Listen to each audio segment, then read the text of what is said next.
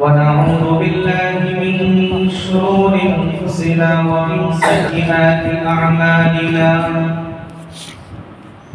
من يهده الله فلا مضل له ومن يضلله فلا هادي له ونشهد أن لا إله إلا الله وحده لا شريك له ونشهد أن سيدنا وسندنا وحبيبنا ومولانا محمدا عبده ورسوله صلى الله تعالى عليه وعلى آله وأصحابه وأزواجه وأهل بيته وسلم تسليما كثيرا أما بعد فأعوذ بالله من الشيطان الرجيم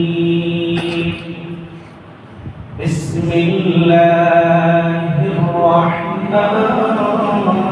الرحيم الحمد لله الذي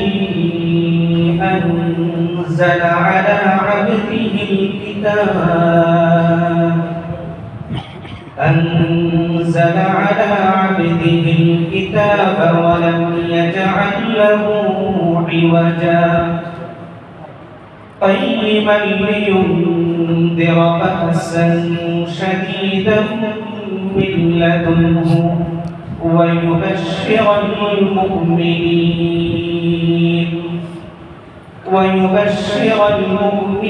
الذين يعملون الصالحات